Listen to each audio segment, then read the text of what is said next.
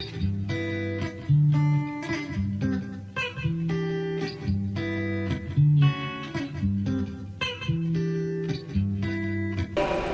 Excellence, M.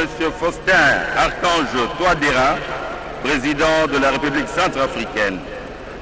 Un pays qui a connu beaucoup de problèmes, avec beaucoup de guerres, mais finalement, il sera suivi le peuple par son Excellence, M. Edouard a fumé le calumet de la paix Sekandi, pour mettre de côté ce qui les divise de la République d'Ouganda et regarder dans la même direction pour que la paix revienne en République centrafricaine. Ils ont enterré la hache de guerre, fumé le calumet de la paix, et aujourd'hui le président Touadéra est le fruit justement de cette paix qui est revenue après avoir connu beaucoup de zones de turbulence. La République centrafricaine a une superficie, très chers téléspectateurs, de 622 000 km², une population estimée à plus de 5 millions d'habitants. Bangui, c'est bien la capitale centrafricaine. Le Berati, Bois et Bambari, ce sont les principales villes de la République centrafricaine. La langue officielle, c'est bien le français, comme la République démocratique du Congo. Et puis, autre langue parlée, c'est le Sango. Le Sango, c'est un peu similaire à la langue Mbandi, qui est parlée dans la province du Nord Ubangi. Et quand les Centrafricains parlent le Sango, et les gens du Nord Ubangi, la population du Nord Ubangi parle les Mbandi, il y a interférence linguistique. Donc ils se comprennent avec beaucoup de facilité. La Zambie, la République centrafricaine a eu son indépendance le 13 août 1960, 2 mois après la République démocratique du Congo. Et il y a au moins 60% d'hommes qui sont alphabètes, 40% de femmes alphabètes, comme les ressources naturelles, l'or, le diamant, l'uranium, le bois, le pétrole, l'énergie hydroélectrique. Et le président centrafricain est arrivé justement au pouvoir après les élections qui ont eu lieu. Et il a multiplié les efforts pour qu'il y ait la paix dans son pays, mettre tous les Centrafricains autour d'une même table, regarder dans la même direction, mettre de côté ce qui les divise au profit de la paix en République centrafricaine. Et aujourd'hui, il savoure justement cette ère de la paix. Et Son Excellence, M. Edouard Kiwanuka Sekandi, vice-président de la République d'Ouganda. Justement, grâce à cette paix retrouvée en Centrafrique, que le président a fait le déplacement de Kinshasa pour participer aux obsèques de Étienne Tshisekedi wa Mulumba. L'Ouganda est représenté par son vice-président. Le pays est dirigé par Yoweri Museveni. C'est parmi les anciens chefs d'État en Afrique. Certainement que son calendrier ne lui a pas permis de faire le déplacement de Kinshasa. Il a mandaté à cet effet son vice-président qui est venu le représenter personnellement et qui est arrivé à Kinshasa. L'Ouganda, c'est un pays frontalier à la République démocratique du Congo. L'Ouganda a toujours eu de bons rapports avec la RDC, même s'il y a quelques petites zones de turbulence au niveau du lac Eboa, où parfois les pêcheurs congolais sont parfois appréhendés par les marines ou la force navale ougandaise. Mais chaque fois qu'il y a eu quelque chose de pareil, les deux pays se sont toujours retrouvés à haut niveau pour qu'il y ait une attente et libérer les personnes arrêtées, et pour que les deux peuples, le peuple ougandais et le peuple congolais, vivent dans la paix, dans la concorde, parce que l'Ouganda et la RDC partagent la frontière. Il n'y a aucun pays qui va quitter son territoire pour se déplacer. Ils sont appelés tous les deux, la RDC et l'Ouganda, à entretenir de bons rapports, et c'est ce qui justifie justement la présence du vice-président ougandais ici à Kinshasa pour représenter le président Yoweri Museveni aux obsèques de Étienne Tshisekedi wa Mulumba. L'Ouganda, avec une superficie de 241 000 km², une population estimée à plus de 40 millions d'habitants, la capitale Kampala, avec comme principale ville Jinja, Masaka et Mbale. L'anglais est la langue officielle de l'Ouganda, même si l'Ouganda qui a un statut de la République. L'Ouganda qui a eu son indépendance le 9 octobre 1962, 2 ans après la République démocratique du Congo. L'Ouganda qui a une population estimé à 85% d'hommes alphabètes et 71% de femmes alphabètes, et qui a le cuivre, le pétrole, le cobalt, l'énergie hydroélectrique, le calcaire, le sel, l'agriculture et la pêche comme ressources naturelles. Et ici, il est représenté par son vice-président qui représente ainsi le président de la République de l'Ouganda, Yoweri Museveni. Le vice-président est arrivé hier ici à Kinshasa. Il a passé la nuit pour justifier justement cette politique de bon voisinage qu'a toujours prôné la RDC depuis l'époque de Kasavubu, depuis l'époque de Mobutu, depuis l'époque de Laurent Désiré Kabila, depuis l'époque de Joseph Kabila, et aujourd'hui avec Félix Antoine Tshisekedi Tshilombo.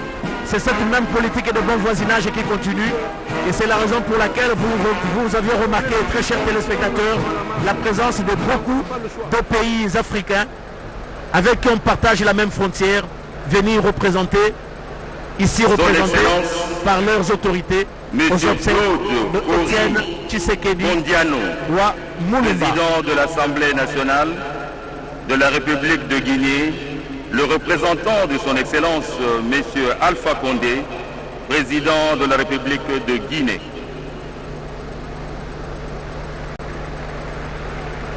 Le président Alpha Condé de la République de Guinée, avec comme capitale Conakry. Alpha Condé, très chers téléspectateurs, il faut le rappeler, est un grand ami à Etienne Tshisekedi Wa Mulumba.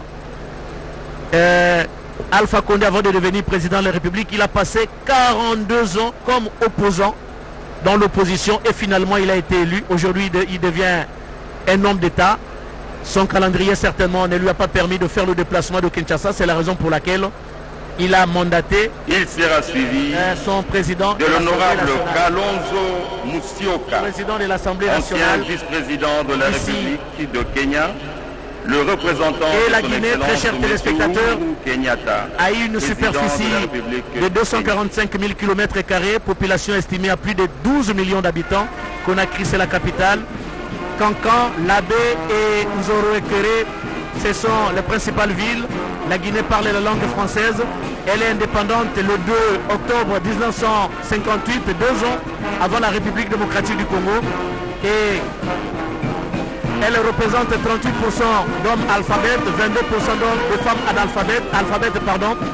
Elle a comme bauxite, fer, diamant, or, uranium, énergie hydroélectrique, pêche et sel. Ce sont des ressources naturelles. Et Alpha Condé, son président, est arrivé au pouvoir le 7 novembre 2010. Et ici, il est représenté par son président de l'Assemblée nationale. Et le président Uhuru Kenyatta, qui est représenté ici en République démocratique du Congo. C'est toujours la Guinée qui est là. La Guinée n'est pas encore partie. La Guinée n'est pas encore partie. Merci. Elle va déposer sa gerbe de fleurs. La Guinée est ici représentée.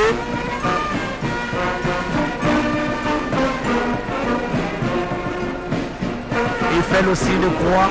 Certainement, c'est un chrétien catholique. C'est un chrétien catholique qui représente le président de l'Assemblée, qui représente le président Alpha Condé, qui est arrivé au pouvoir depuis 2010.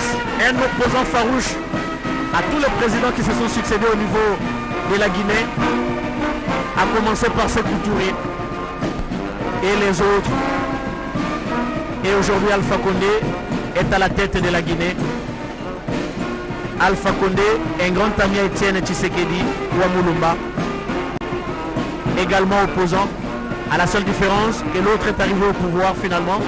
Mais Etienne Tshisekedi Wa Mulumba a quitté la terre de ses ancêtres tout en restant opposant.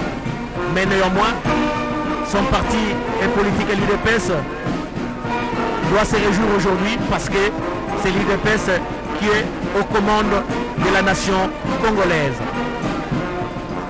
C'est la raison pour laquelle on a toujours dit mieux vaut tard que jamais.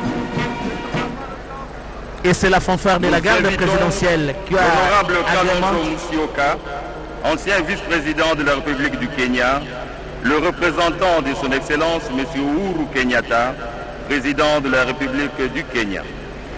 C'est la garde présidentielle, très chers téléspectateurs, la fanfare de la garde présidentielle qui a agrémenté cette sera suivi de son Excellence M. Abdoulaye Diop, ministre sénégalais de la Culture et de la Communication, le représentant de son Excellence M. Macky Sall, président de Le la Kenya, République très du chère Sénégal. téléspectateurs, a une superficie de plus de 582 000 km², population estimée à plus de 55 000 habitants.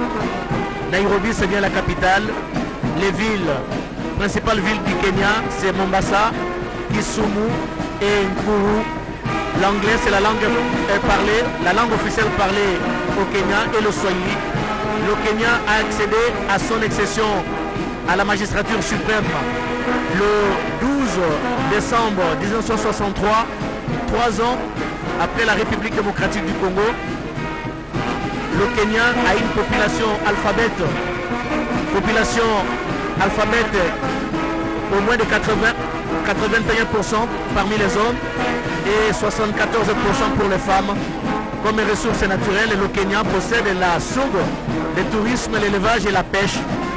Et surtout le tourisme qui a excellé dans son pays, qui reçoit beaucoup de touristes. Et Uhuru Kenyatta, le président actuel du Kenya, est arrivé au pouvoir le 9 avril 1913